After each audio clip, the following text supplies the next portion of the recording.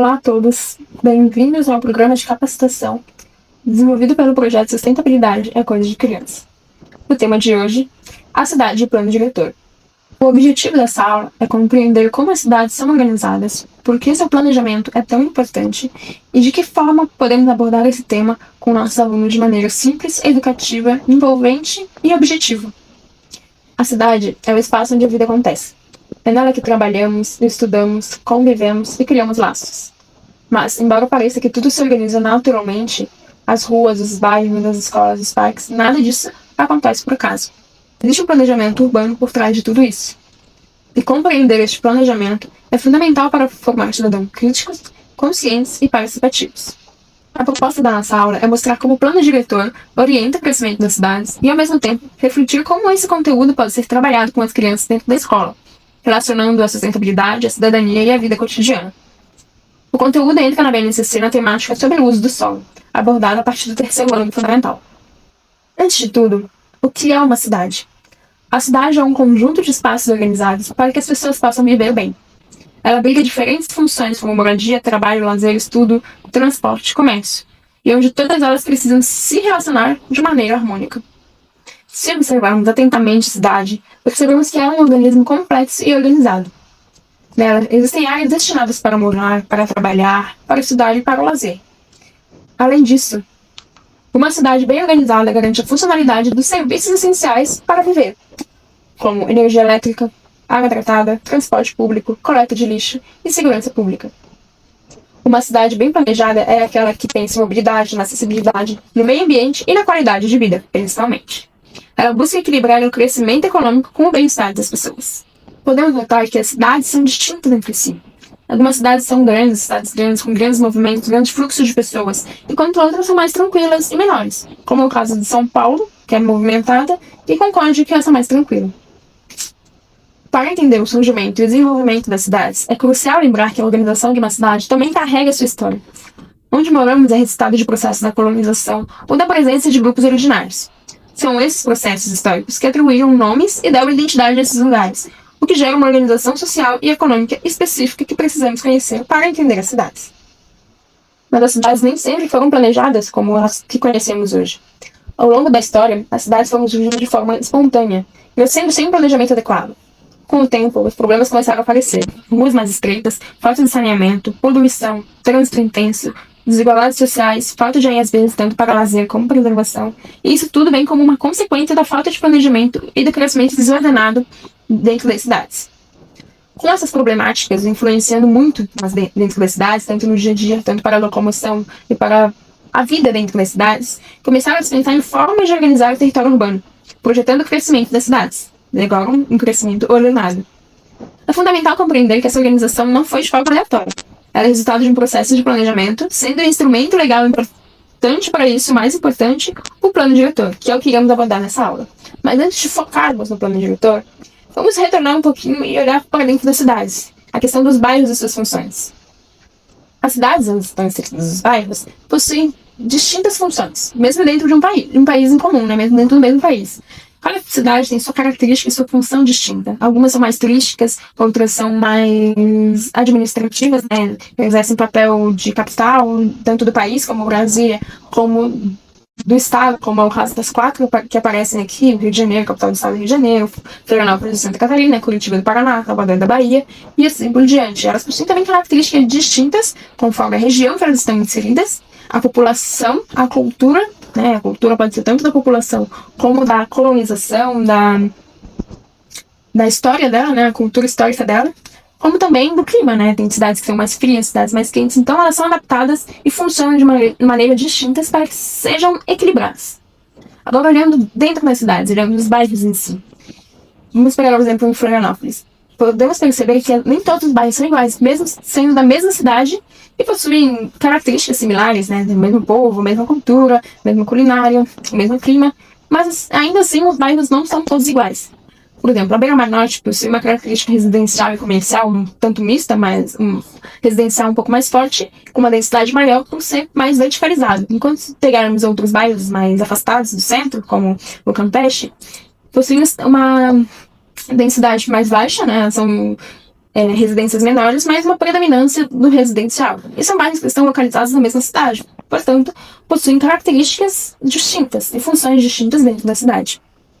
De forma resumida, cada bairro tem uma característica própria. Há bairros residenciais, como já mostrados aqui, onde predominam casas e prédios. Há bairros mais comerciais, cheios de lojas e escritórios. Bairros industriais, bairros com mais áreas verdes ou bairros com predominância de equipamentos e serviços públicos. É interessante perceber que cada bairro exerce uma função diferente, mas todos se complementam dentro de uma cidade. Podemos dizer que eles são uma espécie de quebra-cabeça que, quando se encaixam bem, a cidade funciona de maneira correta e equilibrada. E ainda, alguns bairros mantêm traços culturais da colonização, no caso aqui seria o Ribeirão da Ilha, um bairro em Florianópolis, onde a arquitetura e a gastronomia, a cultura açoriana, presente da colonização portuguesa, ainda é muito forte. Então, tem esses bairros que têm esses traços, né? E como também Santa Catarina, alguns bairros ainda possuem características alemãs, cultura alemã, né? Blumenau tem a Oktoberfest, tem também a arquitetura alemã ainda presente, outros bairros têm a presença ainda da colonização italiana, assim como em outros locais do Brasil isso também acontece, né? A colonização não só a portuguesa, mas também a holandesa lá no Nordeste, japonesa também no Sudeste, que é bem presente. E assim vai, Curitiba, na região do Paraná também tem várias outras características, tem também a ucraniana, e assim vai. São vários exemplos dentro de um país rico como o nosso, que é o Brasil. Mas voltando aqui para o foco da aula, vamos pegar alguns exemplos de bairros aqui de Florianópolis para demonstrar como isso tudo funciona, né? Cada bairro tem a sua característica específica. Começando pela Beira-Mar Norte, que já comentamos, é uma característica residencial com maior densidade, com prédios mais altos, e possui também um fluxo maior. Se analisarmos Rio Tavares, que é um bairro vizinho ao Campeche, são residências com casas mais baixas, né, com características mais de casa, ou seja, possui uma densidade menor, e não tem tanto esse fluxo presente na Beira-Mar Norte. Agora, na questão de serviços e indústrias, se formos analisar a SC401 na região do Saco Grande, mais para o norte da ilha, também percebemos que há outro tipo de característica. Não é mais a residencial presente nesses dois exemplos anteriores. Agora, são serviços, são escritórios, são trabalhos, são lojas, vendas, tem esse fluxo voltado mais para o comércio, serviços e industrial. Não necessariamente a indústria pesada, né, que a gente possui aqui na Grande Florianópolis, na região de São José. Mas aqui seriam as indústrias de menores portes, né? Até porque na região turística não é que é proibido, mas não tem um incentivo à indústria, né? Até para preservar um pouco a característica turística, as paisagens e tudo mais. Continuando aqui em Florianópolis, olhando para o centro da capital, mas isso não só em Florianópolis, quase em todas as cidades, o centro, ele, por ser o centro, ele une o comércio, nos serviços públicos, porque tem um acesso maior, tudo construído, tudo projetado para ter um fluxo direcionado ao centro. Então isso tudo funciona de uma forma melhor, então os comércios têm uma atratividade maior no centro, por isso eles estão presentes nessa região. E aqui em Florianópolis ainda temos a região da UFSC, né, que é a cidade universitária, né, o campus universitário, está presente nos bairros da Pantanal, Capoeira, Trindade, que é um polo de estudos, né, então ele é característico por ser toda essa área voltada ao meio acadêmico, voltada à pesquisa, eventos relacionados à pesquisa, né, e tudo mais. Então, essa região engloba toda essa parte e tem essa tendência a ser mais educacional. Como dito, todos esses bairros com características distintas formam a cidade que vivemos, que é a cidade de Florianópolis. Então, eles são completamente opostos, não, mas são completamente distintos, né? Não chega a ser opostos, mas são distintos, conforme dito aqui, mas eles todos se configuram e fazem com que a cidade de Florianópolis funcione. Ainda é fundamental analisar que o bairro possui serviços essenciais para a qualidade de vida, como o saneamento básico, que impacta diretamente na saúde da população. Isso é algo que vem em debate há muito tempo já aqui no sul da ilha, né? Na cidade de Florianópolis, no sul da ilha de Florianópolis. Que a questão do emissário, por onde vai todo o esgoto, e cada vez o bairro cresce mais, planejado pelo plano diretor, ele cresce mais, mas ele não tem o suporte para direcionar o esgotamento, né, o esgoto, na verdade, né, a terra tem esgotamento e não tem por onde direcionar o esgoto. E assim também, para ter água potável até chegar na região e tudo mais, é uma grande problemática que ainda está sendo toda debatida, que não é algo fácil a ser resolvido. Mas retornando ao plano diretor e ao intuito da aula, a questão central: quem define o que pode ser construído e qual a função de cada bairro? Quem decide o que pode existir em cada bairro? Quem define se ali haverá prédios, casas, indústrias ou será uma área de preservação? É exatamente aí que entra o plano principal, o plano diretor. O plano diretor é um conjunto de leis que orientam o desenvolvimento das cidades. Ele é elaborado pelo poder público e conta com a participação da comunidade. Define as regras do uso e ocupação do solo, ou seja, o que pode e não pode ser considerado em cada porção da cidade. Além disso, ele também busca equilibrar o crescimento urbano com a preservação ambiental e a qualidade de vida da população. De forma simples, podemos dizer que o plano diretor é como um grande manual da cidade. Ele organiza onde vamos morar, como vamos morar, por onde devemos circular e como devemos preservar e o que devemos preservar dentro do recorte que o plano atende, né? Geralmente é feito em cada cidade. Qual é o objetivo desse planejamento? Promover o desenvolvimento sustentável, garantindo que o crescimento da cidade ocorra de forma equilibrada, respeitando o meio ambiente, organizando o solo e a ocupação do solo, definindo as áreas residenciais, comerciais, industriais, de preservação ambiental, fortalecer a participação social, permitindo que a população participe da construção do plano e fiscalize o seu cumprimento, reduzir as desigualdades sociais. Ele propõe políticas de habitação e infraestrutura em regiões menos favorecidas. Também ele visa melhorar a mobilidade urbana e a acessibilidade. Na mobilidade urbana, esse plano estabelece quais serão as principais avenidas e quais as políticas de transporte público, não só o público, mas os transportes em gerais, por onde irão circular as vias de transporte público, quais serão as vias locais, as coletoras, as arteriais, que tendem a ser mais rápidas, as panorâmicas e assim vai. São várias hierarquias de vias que possuem o plano diretor. Além disso, ele também define quais áreas podem ser preservadas e como elas devem ser ocupadas, zonas de transição até a área de preservação. É assim que o plano diretor ele tenta manter seguros os rios e vegetações no papel, né? Tentando visar o menor impacto dentro das cidades. Esse plano é regulamentado por uma lei nacional chamada Estatuto da Cidade, que determina que todos os municípios com mais de 20 mil habitantes devem ter um plano diretor e revisá-lo a cada 10 anos. Ou seja, o plano não é fixo e ele deve acompanhar as transformações da sociedade e as novas necessidades da população. Na prática, é a lei máxima que organiza o uso e a ocupação do solo. Ele determina a forma de moradia, o sistema viário, as direções de crescimento da cidade e, de forma crítica, o que devemos preservar. O plano diretor também tem como principal objetivo, como já dito, o desenvolvimento sustentável das cidades.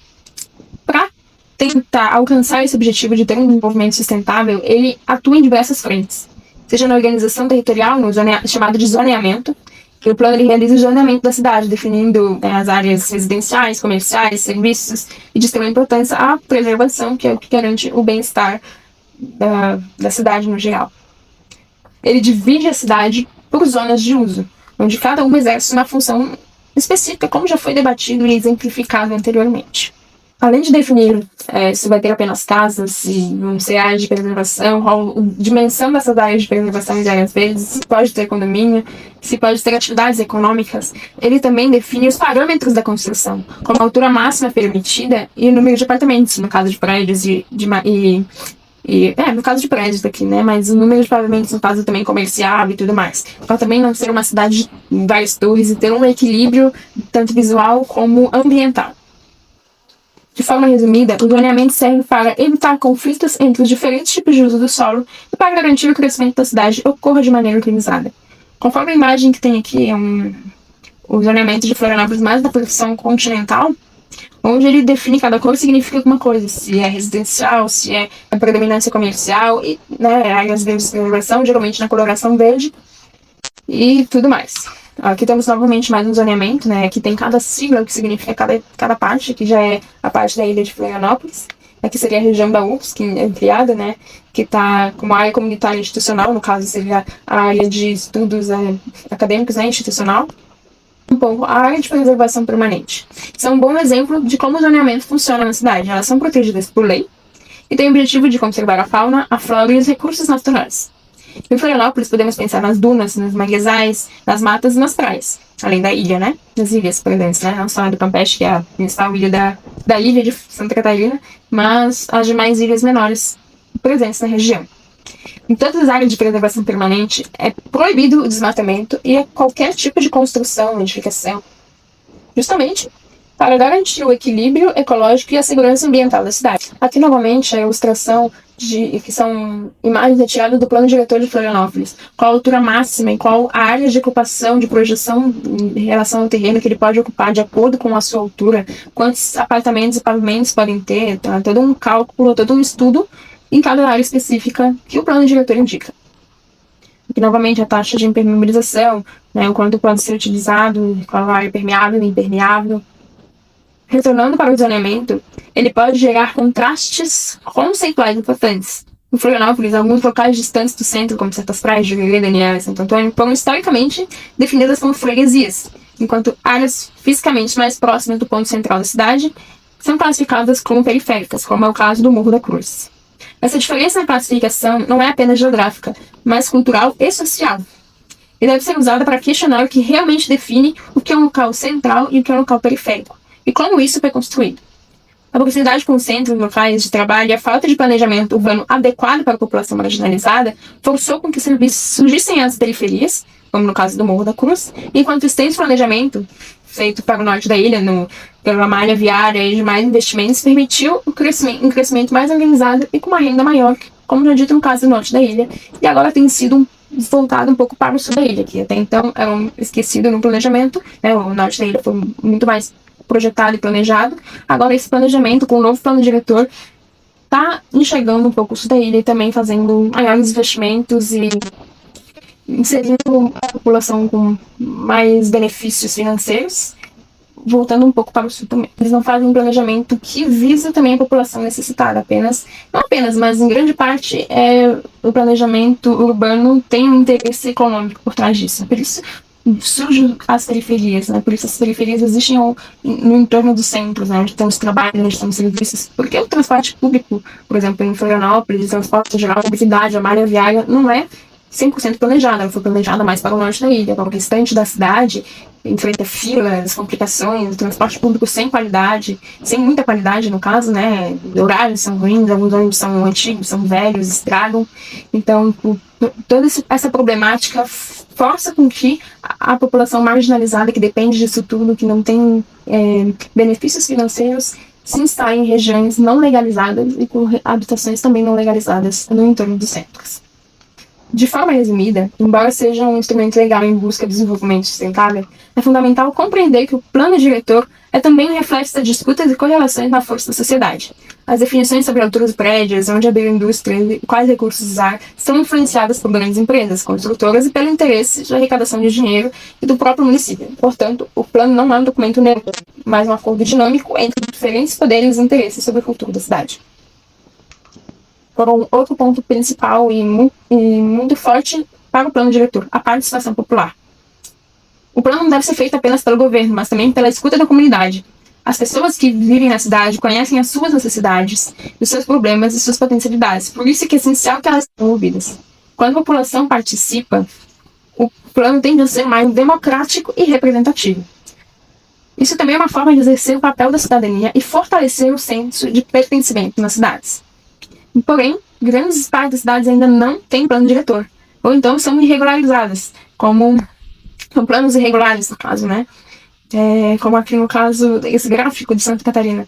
A gente tem 133 municípios com plano diretor irregular, enquanto 31 cidades não têm plano diretor, contra 114 com um plano diretor regularizado. É uma realidade ainda distinta ter a perfeição não, mas ter esse planejamento da cidade.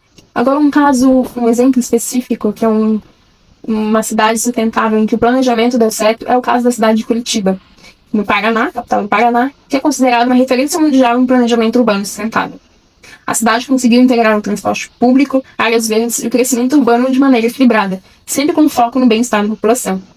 Em Curitiba, as políticas públicas foram pensadas a longo prazo, com diálogo entre o poder público e os cidadãos. Que a cidade conseguiu crescer e foi desenvolvendo um sistema de transporte eficiente e, ao mesmo tempo, protegendo o meio ambiente. Em Curitiba, podemos ver que as ruas são bem arborizadas, elas são bem sombreadas, então tem uma questão sustentável, tem de qualidade de vida, do bem-estar de quem circula, quem usa as vias de Curitiba, né? E também possuem os grandes transportes públicos que são de qualidade também, então, tem vias calculadas, projetadas para o transporte público de grande porte. É diferente de Balneário Camboriú, por exemplo, que é uma cidade que cresceu sem um plano diretor, né, quando começou o crescimento sem um plano diretor adequado.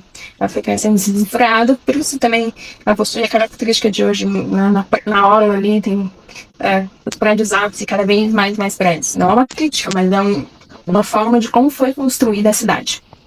Bom, concluindo, O plano diretor é mais que um conjunto de regras. É um instrumento que ajuda a pensar o futuro das cidades de forma consciente, equilibrada e sustentável. Ele busca organizar esse espaço urbano, tenta, visa reduzir as desigualdades sociais e proteger o meio ambiente para melhorar a qualidade de vida das pessoas. Mas ainda assim, vemos hoje nas cidades, tanto o grande exemplo usado nessa aula foi a cidade de Florianópolis, que é a cidade que é a UFSC, o campus Trindade, que é onde nós fazemos parte do projeto Sustentabilidade é Coisa de Crianças, estamos situados. Foi um grande exemplo, a gente consegue perceber que nem tudo são flores, nem tudo é exatamente como está no plano diretor. Ainda a cidade ainda possui, a nossa cidade aqui ainda possui muitos problemas de mobilidade, de residência, de desigualdade também. O plano diretor também, no plano diretor, ele tem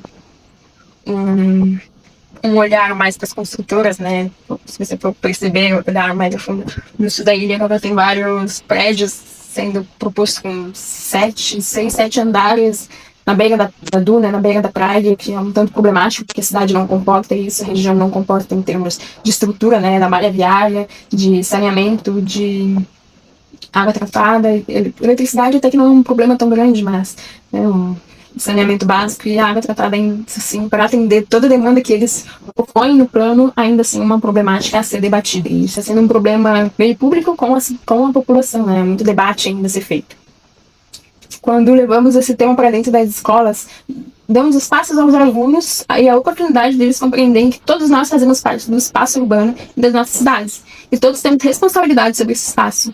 Eles aprendem que a cidade é uma construção coletiva, que cada escolha, cada ação e cada atitude influencia nesse local.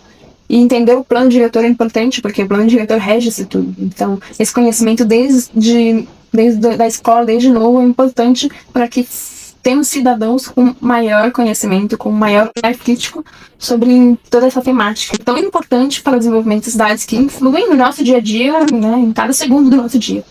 Agora nossa aula chega ao fim. Obrigada pela participação, obrigada pela atenção, e que essa aula sirva de alguma forma para que possamos construir um futuro mais sustentável, com cidades mais sustentáveis, feitas por cidadãos mais conscientes de si. Obrigada por apoiar o projeto. Nós somos Sustentabilidade e Coisa para a Criança, do Departamento de Arquitetura e Urbanismo da Universidade Federal de Santa Catarina. E temos mais outros inúmeros conteúdos, inúmeras aulas, atividades, jogos, tudo que engloba a sustentabilidade para as crianças, para que possamos ter um futuro melhor.